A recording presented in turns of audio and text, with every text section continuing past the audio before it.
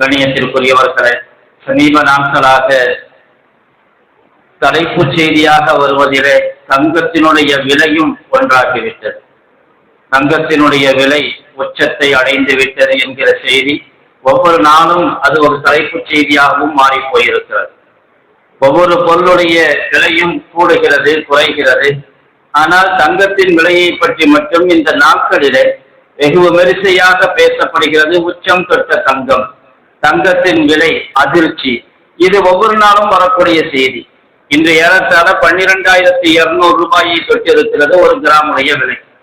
ஒரு கிராமுடைய விலை, ஒரு கிராம் தங்கத்தினுடைய விலை 12,200 தொட்டிருக்கிறது. காலம் காலமாக தங்கத்திற்கு எப்பொழுதுமே ஒரு மதிப்பு உண்டு. தங்கத்தின் மீதான, வெள்ளியின் மீதான மதிப்பு எல்லா காலத்திலும் இருந்திருக்கிறது. சொல்ல போனால் மார்க்க ரீதியாக தங்கமும் வெள்ளியும் தான் உண்மையான நாணயம். எனவே தங்கத்திலே ஜகாத் கடமையாக்கப்பட்டிருக்கிறது, வெள்ளியிலே ஜகாத் கடமையாக்கப்பட்டிருக்கிறது. இரண்டும் நாணயங்களாக ஆக்கப்படுகிற நிலை. ஆனால் இன்று உலகம் ஏறத்தாழ அந்த நிலையை நோக்கி செல்கிறது. தங்கம் வெள்ளி இரண்டின் மீது மட்டும்தான் நம்பிக்கை. டாலரின் மீது நம்பிக்கை இல்லை, யூரோவின் மீது நம்பிக்கை இல்லை. பிரிக்ஸ் போன்ற புதிய புதிய நாணயங்கள் உருவாக்கப்பட்டாலும் கூட மக்களுக்கான நம்பிக்கை மட்டுமல்ல, ஒரு அரசாங்கத்திற்கான நம்பிக்கையும் கூட தங்கம் வெள்ளியின் மீது மாறி போய்விட்டது. தங்கத்தினுடைய விலை வரலாற்றை எடுத்து பார்த்தால் 1922 ஆண்டிலே ஏறத்தாழ 100 ஆண்டுகளுக்கு முன்பாக ஒரு கிராம் தங்கம் வெறும் 2 ரூபாய். அந்த காலத்திலே அது பெரிய விலையாக இருந்திருக்கலாம். 100 ஆண்டுகளுக்கு முன்பாக ஒரு கிராம் தங்கத்தினுடைய விலை 2 ரூபாய் மட்டும் 1922. அதுவே ஒரு 50 ஆண்டுகள் கழித்து 1972 16 ரூபாயாக விலை உயர்ந்தது. ஏறத்தாழ 8 மடங்கு உயர்ந்திருக்கிறது. விலை உயர்ந்திருக்கிறது, ஆனால் ஒரு பெரிய வேகத்தில் உயரவில்லை. இன்னைக்கு பார்த்தா பெட்ரோலும் கொஞ்ச நாளைக்கு தான் பெட்ரோல் கொஞ்ச நாட்களாக விலை அப்படியே இருக்கிறது. இல்லை என்று சொன்னால் பெட்ரோலுக்கு, டீசலுக்கு ஒவ்வொரு நாளும் ஒரு விலை, தங்கத்திற்கு வெள்ளிக்கு ஒவ்வொரு நாளும் ஒரு விலை, ஒவ்வொரு நாளும் அதற்கான விலை பட்டியல் வந்து கொண்டே இருக்கும். 1972 16 ரூபாய், வெறும் 8 மடங்கு உயர்ந்தது 50 ஆண்டு காலத்தில்.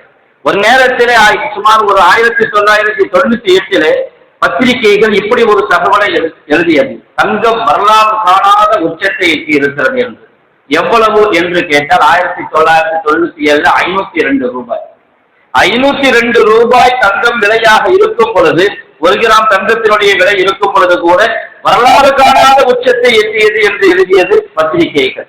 ஆனால் இன்றைய நிலையை பார்த்தால் ஒரு பெரிய வித்தியாசம், ஒரு பெரிய மாற்றம். தங்கத்தின் விலை காலத்தால் முன்னேறிவதுதான் இருக்கிறது. கூடிய விலை என்னைக்கும் குறைந்தபாடில்லை. 7,000 ரூபாய் ஒரு கிராம் தங்கம் இருக்கும் பொழுது சில பேர் பேசிக்கிட்டாங்க 5,000 ரூபாய்க்கு இறங்கிடும். ஆனால் 5,000 ரூபாய்க்கு இறங்கல, மேலும் மேலும் ஏறிக்கிட்டே இருக்கு. அதுதான் அதனுடைய வரலாறு.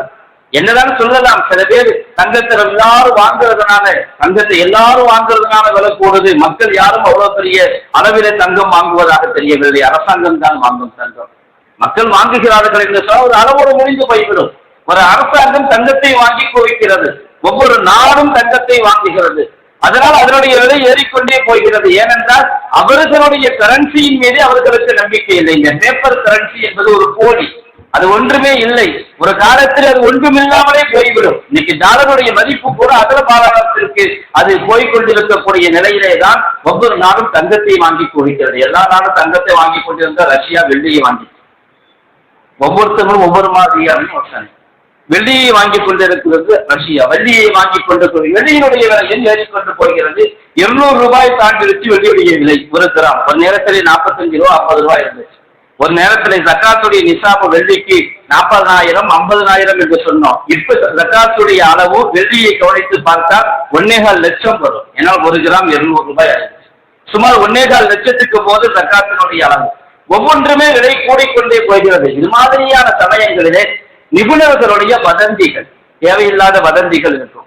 ஒரு அமெரிக்காவுடைய முதலீட்டாளர் சொன்னாரு, தங்கத்துல முதலீடு செய்வது பேராபத்து, பேரழிவு முதலீடுன்னு சொல்றார். இன்றைய தினத்தில் சொல்லிக் கொண்டிருக்கிறார், ஒரு பேரழிவு முதலீடு, தங்கத்துல முதலீடு செஞ்சீங்கன்னா ஏமாந்து போயிடுவீங்க. அதே இடத்துல இன்னும் சில நிபுணர்கள் அதுக்கு நேர் மாற்றமாக பேசுறாங்க. ஒரு பெரிய பொருளாதார வல்லுநர், அவர் ஒரு புக் எழுதினாரு, ரிச் டேட் புவர் டேட். பணக்கார தந்தையும் ஏழை தந்தையும். அந்த புக்கு உலக அளவுல ஒரு பெரிய வரவேற்பை பெற்றது. அவருடைய கணிப்புகள் சில சமயங்களில் உண்மையாகியும் போயிருக்கிறது. அவர் சொல்லி இருக்கிறாரு, இன்னும் 10 வருஷத்துல தங்கம் 10 மடங்கு விலை உயரும் சொல்லியிருக்கிறார். 10 மடங்கு. 1 கிராம் தங்கம் 80,000 ரூபாயா இருக்கும் 1935. அதனால இப்படி சொல்றதுனால தயவு செஞ்சு தங்கத்தை வாங்கிடலாம் அப்படின்னு இதை வச்சு முதலீட்டை பற்றி பேசுற நோக்கம் அல்ல நமக்கு. இதுல முதலீடு செஞ்சு கொள்ளலாம், அதுல லாபம் பார்த்து கொள்ளலாம், அதெல்லாம் அவங்களுடைய இஷ்டம். ஒவ்வொருத்தவங்களுடைய கருத்தும் ஒரு மாதிரி. ஒருத்தர் சொன்னா அது பேரழிவு. தங்கத்துல முதலீடு செஞ்சீங்கன்னா ஒண்ணுமில்லாம போயிருக்கீங்க. ஆனா வரலாறு அப்படி இல்லை. ஒரு நாளும் ஒரு காலம் தங்கம் குறைந்ததாக இல்லை. குறைந்தது என்று சொன்னால் 200 ரூபாய் கோடுதான் 30 ரூபாய் குறையும். அப்படித்தான் குறைஞ்சிருக்கே தவிர ஒரு பெரிய அளவில இதுவரைக்கும் குறைஞ்சதில்லை. 5000, 6000, 7000, 8000, 10,000, 12,000 தாண்டி. அவர் சொல்ற 2035 10 மடங்கு போடுங்க. 1 கிராம் தங்கம் 80,000 ரூபாய் தொடுங்கிறார். தொடலாம். அல்லாஹ் ஆலம், இன்ஷா அல்லாஹ். அல்லாஹ் நாடினா எல்லாம் கணக்கு வந்து விஷயம். ஆனால் பார்க்கும் பொழுது கடந்த 2025 இப்பொழுது 2015 தங்கத்தினுடைய விலை எவ்வளவு? 2,500 ரூபாய். 2015 தங்கத்தினுடைய விலை 1 கிராம் 2,500. 10 வருஷத்துல 5 மடங்கு உயர்ந்து இருக்குது. இன்னும் 10 வருஷத்துல 10 மடங்கு உயர்ந்த ஆச்சரியம் இல்லை. 10 வருஷத்துல 2015 தங்கம் வாங்கி வைத்திருந்தால் 1 கிராம் வாங்கி வச்சிருந்தால் இன்னைக்கு 2,500க்கு கொடுத்து வாங்கியிருந்தா இன்னைக்கு 12,200க்கு போகும். 5 மடங்கு ஏறத்தாழ வேண்டும். அப்படியானால் எதிர்வரக்கூடிய 10 வருஷத்துல 10 மடங்கு உயரக்கூடாது என்று ஒன்றும் கிடையாது. எப்படி வேண்டுமானாலும் நடக்கலாம். ஏனென்றால் இந்த பேப்பர் கரன்சியின் மீதுள்ள நம்பிக்கை குறைந்து கொண்டு போகிறது. அப்படிப்பட்ட ஒரு காலத்தில் தான், அப்படிப்பட்ட ஒரு நேரத்தில் தான் மக்கள் வாங்கி அல்ல, ஒவ்வொரு அரசாங்கமும் தங்கத்தையும் வெள்ளியையும் வாங்கி கொண்டிருக்கிறார்கள். ஏனென்றால் அதுதான் நிலையான முதலீடு, நிலையான நாணயம். தங்கம் வெள்ளி இருக்கிறது, மழையில் அழிந்து போகாது, நெருப்பில் கருகி போகாது. எவ்வளவு பெரிய வெள்ளம் ஏற்பட்டாலும் தங்கம் பாதுகாப்பாக இருக்கும். எவ்வளவு பெரிய நெருப்பு பிடிச்சி எரிஞ்சாலும் தங்கமும் வெள்ளியும் பாதுகாப்பாக இருக்கும். ஒன்டன் டவர் தாக்கப்பட்டுச்சு செப்டம்பர் 11. பெரிய 110 டவர் எரிஞ்சு போச்சு. ஆனா அதற்கு அடியிலே பாதுகாக்கப்பட்டு வைக்கப்பட்ட தங்கம் அப்படியே இருந்துச்சு. தங்கமும் வெள்ளியும் அழியாது, அது அழியாத உலோகம். எனவேதான் ஷரியத் அதை நாணயமாக அங்கீகரித்திருக்கிறது. நிலையான நாணயம் அதுதான், அது அழிந்து போகாத ஒன்று. எனவே அதை வாங்கி குடிக்க ஆரம்பிக்கிறார்கள். பொதுவாக ஒரு பொருளுடைய விலை கூடுவது இருக்குது, இன்னைக்கெல்லாம் ரொம்ப வேகமாக கூடிக்கிட்டு எந்த பொருளாக இருக்கட்டும், அது தங்கம் வெள்ளி மட்டுமல்ல, விலைவாசி கூடிக்கொண்டே கூடிக்கொண்டே கூடிக்கொண்டே போகிறது என்று சொன்னால் இன்னைக்கு அதாவது ஒரு பெரிய காரணம் ஆன்லைன் பிசினஸ்.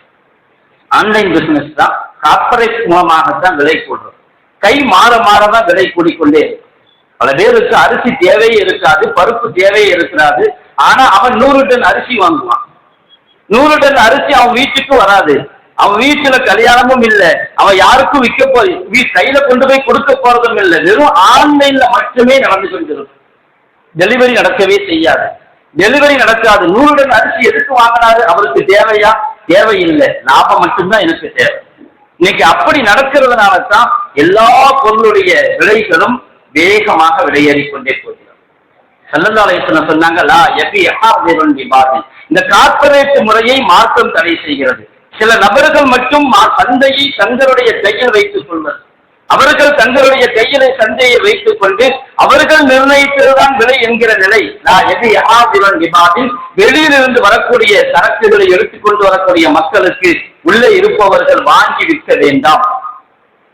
வாங்கி வச்சுக்கொண்டு 1 மாசம் 2 மாசம் பதுக்கி வைத்துக் கொண்டு எப்ப விலை கூடும் பார்த்து கொண்டிருந்து மக்களுக்கு தொல்லை தரக்கூடிய விதத்தில் அப்படி செய்ய வேண்டாம் என்றார்கள். ஸல்லல்லாஹு அலைஹி வஸல்லம் சொன்னாங்க, மக்களை விட்டுருங்க, அல்லாஹ் சிலருக்கு சிலரின் மூலமாக ரிஸ்க் கொடுக்கும். கிராமத்திலிருந்து காய்கறியை கொண்டு வர்றாங்க, டவுனுக்கு கொண்டு வர்றாங்க, சிட்டிக்கு கொண்டு வர்றாங்க. கொண்டு வந்து காலையில அவங்க கொண்டு வந்து இறக்குறாங்க, விற்கிறாங்க. சாயங்காலம் விற்று முடிச்சுட்டு வீட்டுக்கு போறாங்க. காலையில விற்கும் போது ஒரு ரேட் இருக்கலாம். தக்காளி 1 கிலோ காலையில 50 ரூபாய் இருந்துச்சுன்னு சொன்னா, நேரம் போக போக அவங்களும் சீக்கிரம் வீட்டுக்கு போகணும். அவங்களும் சீக்கிரம் வீட்டுக்கு போகணும்னு சொன்னா நேரம் போக போக விலை தானா குறையும். 50 டிமாண்ட் அண்ட் சப்ளை, அதே பொறுத்து தான் விலை கூடும் இறங்கும். எந்த அளவுக்கு தேவை இருக்கிறது, எந்த அளவுக்கு வரத்து இருக்கிறது, எந்த அளவுக்கு சப்ளை ஆகி கொண்டிருக்கிறது, அதை கொண்டு தானாக விலை கூடும், விலை இறங்கும். ஸல்லல்லாஹு அலைஹி வஸல்லம் சொன்னாங்க, தஅன்னாஸ யர்ஸுகுல்லாஹு பாதஹும் மின் பாதி. அல்லாஹ் சிலரின் மூலமா சிலருக்கு ரிஸ்க் கொடுக்குறான், நீங்க விட்டுருங்க. நீங்க இடையில நுழைஞ்சி மார்க்கெட்டை சந்தையை கையில் எடுக்காதீங்க. அல்லாஹ் அதற்கு ஒரு நிர்ணயம் செய்திருக்கிறான். இயல்பாக விலை ஏறினால் இறங்கினால் தப்பில்லை. வரக்கூடிய வருஷம் காலையில 100 ரூபாய்க்கு விற்பாங்க, மதியானம் 1000, சாயங்காலம் 1000, வீட்டுக்கு போனே விற்கலன்னு சொன்னா ஒரு கூறு 50 ரூபான்னு விற்பாங்க, 60 ரூபான்னு விற்பாங்க. அவங்களே விலையை சொல்லி சீக்கிரம் வித்துட்டு போகணும்னு பார்ப்பாங்க. இப்ப காலையில வியாபாரிகளுக்கு லாபம் கிடைச்சிச்சு, சாயங்காலம் மக்களுக்கு லாபம் கிடைக்கும். சிலரின் மூலமா அந்த ரிஸ்க் கொடுக்கிறான். மக்களை விட்டு விடுங்கள் என்றார்கள் ஸல்லல்லாஹு அலைஹி வஸல்லம் அவர்கள். நீங்களாக சிலர் மட்டும் மார்க்கெட்டை கையில் எடுத்துக் கொள்ள வேண்டாம். ஆனால் இங்கு நடப்பதெல்லாம் அதுதான். காத்து இன்னைக்கு காய்கறியும் கூட ஃப்ரீசர்ல வச்சு அதுக்கு ஒரு பேக் பண்ணி அதுக்கு ஒரு கலர் அடிச்சு பார்த்தா பளிச்சுன்னு இருக்கும். கடையில இருக்க மார்க்கெட்ல இருக்கிற கேரட் பளிச்சுன்னு இருக்காது. ஆனா ஃப்ரீசர்ல வச்ச கேரட்டை பார்த்து அவ்வளவு பளிச்சுன்னு இருக்கும். அதுக்கு ஏதாவது கெமிக்கலை கொடுத்து அப்படி செஞ்சு இப்படி செஞ்சு 1 மாசத்துக்கு 2 மாசத்துக்கு வச்சு விலையை ஏற்றி விற்கிறது கார்பரேட் கம்பெனிகள். காய்கறிகளையும் கூட விட்டு வைக்கல, தானியங்களையும் விட்டு வைக்கவில்லை. இதை ஸல்லல்லாஹு அலைஹி வஸல்லம் அவர்கள் தடை செய்தார்கள். விலை உயர்வதற்கான முறையான காரணம் இதுதான். பொதுவாக மார்க்கத்தினுடைய அடிப்படையில எந்த பொருளுக்கும் விலை நிர்ணயம் செய்யல மார்க்கம். ஒருத்தர் ஒரு சின்ன ஒரு பேனா வாங்குறார், எவ்வளவு விலை விற்கணும், என்ன விலைக்கு விற்கணும், இந்த விலைக்கு தான் விற்கணும் அப்படின்னு மார்க்கம் நிர்ணயம் செய்யல. ஸல்லல்லாஹு அலைஹி வஸல்லம் காலத்திலையும் விலை ஏறிக்கொண்டே போச்சு.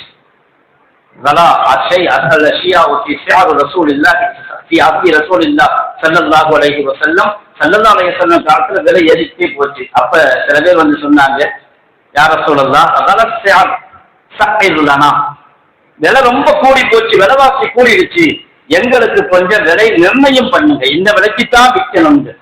ஸல்லல்லாஹு அலைஹி வஸல்லம் மறுத்துட்டாங்க, நான் விலை நிர்ணயம் செய்ய முடியாது. இன்னல்லாஹ ஹுவல் முஸஅஇம், அல்லாஹ் தான் விலை நிர்ணயம் செய்யக்கூடியவன். மார்க்கெட் அது யதார்த்தமாக நடந்து கொண்டிருந்தால் யதார்த்தத்திற்கு தோதுவாக தானாகவே விலை நிர்ணயமாகும், விலை ஏறும் இறங்கும். அது அல்லாஹ்வுடைய கையில இருக்குது. நான் போய் ஒரு விலை நிர்ணயம் செஞ்சு இந்த விலைக்கு நீ விற்கணும்னு சொல்லி ஒரு கால் அவனுக்கு நஷ்டமாயி போச்சுன்னு சொன்னா கியாமத்துல நான் அல்லாஹ் இடத்துல என்ன பதில் சொல்ல முடியும்னு கேட்டான். வாங்குகிறவர் விற்கிறவர் அவர்களின் மூலமாக நான் அநியாயத்தை சம்பாதிக்க விரும்பவில்லை, விலை நிர்ணயம் செய்யவில்லை. மார்க்க ரீதியாக இவ்வளவுதான் ஒரு பொருள் விலை விற்கணும் என்கிற கட்டாயம் இல்லை. வாங்குகிறவர் விற்பவர் 2 பேரும் மனம் விரும்பி மனம் பொருந்தி வாங்கி கொள்கிறார்கள் என்றால், ஒரு பேனா வாங்க போறோம், அது 10 ரூபாய். இப்ப அவர் சொல்றாரு இது 12 ரூபாங்கிறார். ஆனா ஏமாற்றக்கூடாது, மோசடி செய்யக்கூடாது. மோசடியாக ஏமாற்றி விலையை சொல்லி ஒருத்தனுக்கு ஒண்ணுமே தெரியாது, சந்தைக்கு வந்திருக்கிறான், அவனுக்கு சந்தையின் நிலவரமும் தெரியாது, அவனுக்கு வாங்குறதுக்கு உடைய திறனும் இல்லை. என்ன சொல்றாங்களோ அதை கொடுத்து வாங்கி ஊதாரின்னு சொல்லுவாங்க. சில பேர் என்ன செய்யறாங்கன்னா பொருளாதாரத்தை கையாள தெரியாது. அல்லாஹ் தஆலா குர்ஆனிலே சொல்லுவான், வலா துத்து சுஃபஹா அம்வாலக்கும் அல்லதி ஜஅலல்லாஹு லக்கும் கியாமன், பொருளாதாரத்தை செல்வத்தை உங்களுக்கு வாழ்வாதாரமாக வாழ்க்கையை நிலைநாட்டக்கூடிய ஒரு கருவியாக ஆக்கியிருக்கிறான், அதை மூதாரிகளிடத்தில் கொடுத்து விடாதீர்கள். பொருளாதாரத்தை நிர்வகிக்க தெரியாதவங்களுக்கு கொடுக்காதீங்க. கடைக்கு போவாங்க, என்ன கொடுத்து சொன்னாலும் வாங்கிட்டு வந்துருவாங்க. 100 ரூபாயா, அப்படியே 100 ரூபாயை கொடுத்துட்டு வாங்கிட்டு வந்துருவாங்க. பேரம் பேச தெரியாது, அந்த விலை என்னன்னு தெரியாது, அவன் இது மாதிரி ஆளை பார்த்து ஏமாற்றி விட்டுருவாங்க. மார்க்கெட் ரேட் என்னங்கிறது அவனுக்கு தெரியாது, இதுதான் மார்க்கெட் ரேட் போல தெரியுது என்று நினைச்சு கொண்டு வாங்கிட்டு வந்துருவாங்க. ஆனா மார்க்க ரீதியாக அது ஏமாற்றுவது பெரும் குற்றம், மோசடி செஞ்சு விற்கிறது பெரும் குற்றம். ஆனால் யதார்த்தமாக ஒரு விலை நிர்ணயம் செஞ்சாங்க, மார்க்கெட்ல அது 10 ரூபாய்க்கு விற்கப்படுது, 12 ரூபாய்க்கு விற்பாங்க, சில பேர் 15 ரூபாய்க்கு விற்பாங்க. ஆக அதிகமாக மார்க்கெட்ல எந்த ரேட்டுக்கு விற்கப்படுதோ அந்த ரேட் வரைக்கும் விற்றுக்கொள்ளலாம், மார்க்கெட்ல அனுமதி உண்டு.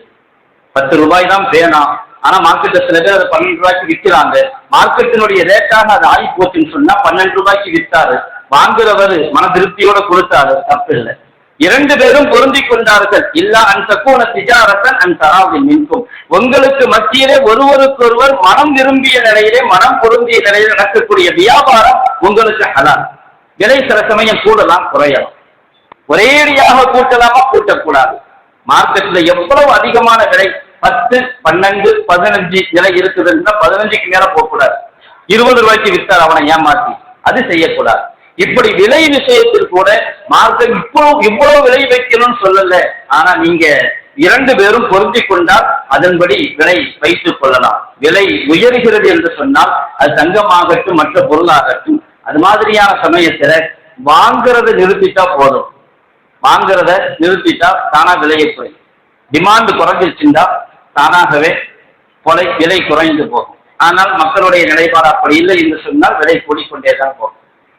அதில் இப்ராஹிம் அல்அத்ஹம் ரஹ்மத்துல்லாஹி வந்து சொன்னாங்க, விலை ரொம்ப கூடி போச்சுன்னு சொன்னாங்க. வலல் லஹம், இறைச்சி விலை கூடிருச்சுன்னாங்க.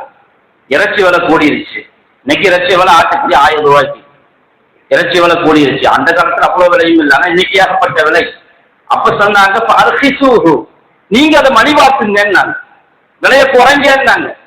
மக்கள் கேட்டாங்க விலை கூடி போச்சுன்னு சொன்னா நீங்க குறைங்க, விலை கூடித்தாங்க விற்கிறாங்க, எப்படி நாங்க வாங்குறது?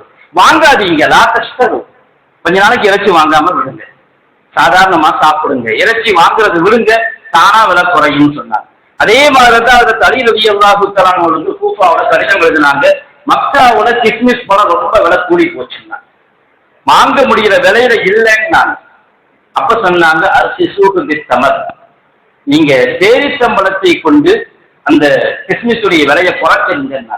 கொஞ்ச காலத்துக்கு அந்த ஜபீப் குழந்த திராட்சையை வாங்காதீங்க, கிஸ்மிஸ் பழத்தை வாங்காதீங்க, நீங்க பேரிச்சம்பழத்தை சாப்பிடுங்க, அதுக்கு பகரமாக பேரிச்சம்பழத்தை சாப்பிடுங்கள். எப்பொழுது சப்ளை அதாவது டிமாண்ட் குறைஞ்சு போகுமோ தானாக விலை குறையும் என்றார்கள், கடிதம் எழுதினார்கள். அதுல அலி ரலியல்லாஹு தஆலா அவர்கள். எனவே இது மாதிரியான சமயத்துல ரொம்ப மலிவா கிடைக்குதுன்னு போய் ஒரேடியாக விழுந்துடவும் கூடாது. பொதுவாக பல சமயங்கள் என்ன அவங்க ஆஃபர் போடுறாங்க, தீபாவளி ஆஃபர் அப்படின்னா, தீபாவளி ஆஃபர்னா என்னமோ நமக்கு அள்ளி கொடுக்குற மாதிரி நினைச்சுக்கிறது. யார் 50% டிஸ்கவுண்ட், 50க்கு ஆடி தள்ளுபடி, ஆடி தெளிவு டிஸ்கவுண்ட் 50% வரைக்கும், 50% வரைக்கும் டிஸ்கவுண்ட் பண்ணா அவன் என்ன ஒண்ணுமில்லாம போவான். கண்டிப்பாக அவனுக்கு லாபம் இல்லாமல் இருக்காது. சில சமயங்கள்ல கணக்கு ஸ்டாக் ஆகி அப்படி தேங்கி கிடக்கும், அது போகவே செய்யாது. அது அப்படியே கிடந்துச்சுன்னா அவனுக்கு லாஸ், அல்லது குறைஞ்ச லாபத்துக்காவது போகட்டுமே 25%, 30%, 50% கொடுப்பான். நம்ம நினைச்சுக்கிறோம் சும்மா தர்றாங்க.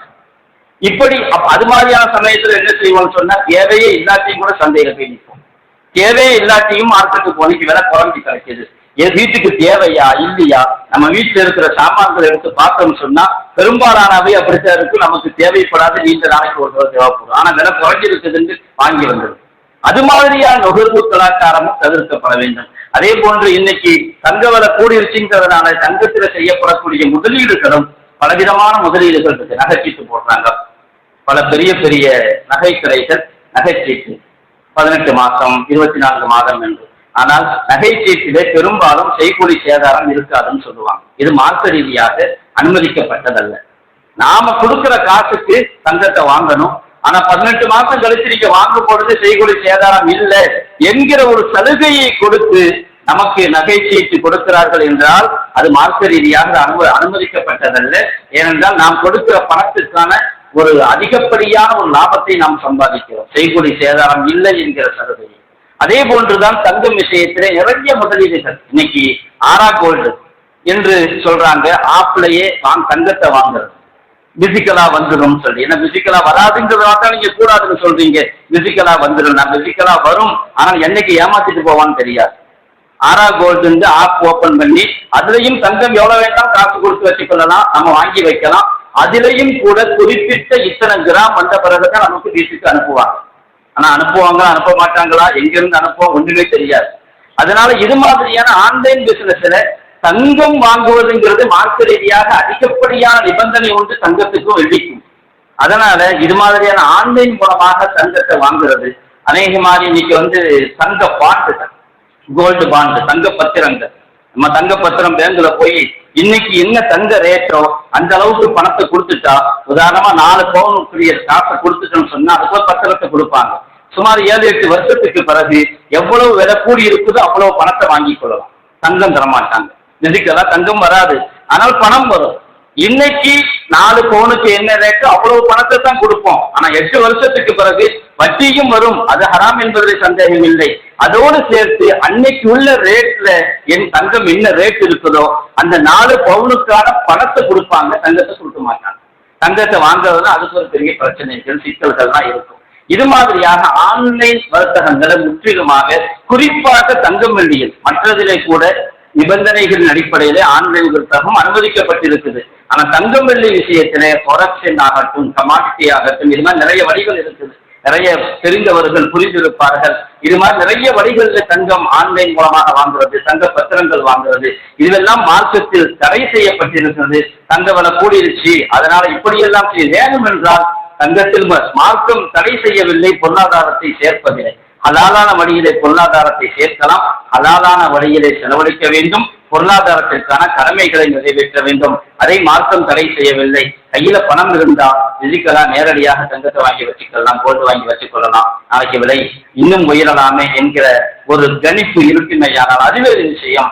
ஆனால் ஹராமான வழியிலே போவதை விட்டு முற்றிலுமாக தவிர்த்து கொள்ள வேண்டும். அதே போன்று எப்பொழுதும் சொல்வதுதான், தீபாவளியினுடைய சமயங்களில் முஸ்லிம்களும் கூட பட்டாசு வெடிக்கக்கூடிய பரவலான சூழலை பார்க்கிறோம். பட்டாசு வெடிப்பது என்பது மத ரீதியான ஒரு காரியம். இது ஒரு வேடிக்கை அல்ல, ஒரு விளையாட்டு அல்ல, ஒரு ஜாலி அல்ல, ஒரு என்ஜாய் அல்ல. இது தீபாவளிக்கு மத ரீதியான ஒரு சடங்கு. மத ரீதியாக அவர்கள் அதை செயல்படுத்தினால் அதை பற்றி நாம் ஒன்றும் சொல்ல முடியாது. ஆனால் முஸ்லிம்களும் மாற்று மதத்தினுடைய அந்த ஐதீகத்தை நாமும் நடைமுறைப்படுத்துகிறோம் என்று சொன்னால் அது நம்முடைய பிள்ளைகளுக்கே மனதிலே இஸ்லாத்தை பற்றிய, ஈமானை பற்றிய தவறான ஒரு புரிதலை உருவாக்கி விடுகிறோம் என்பதை நாம் கவனத்தில் கொள்ள வேண்டும். எனவே இதை விட்டும் முற்றிலுமாக தவிர்த்து கொள்ள வேண்டும். அல்லாஹ் ரப்பல் ஆலமீன் தௌஃபீக் செய்தல்வானாக. வாசு தஅவானா அல்ஹம்துலில்லாஹி ரப்பில் ஆலமீன். அஸ்ஸலாம்.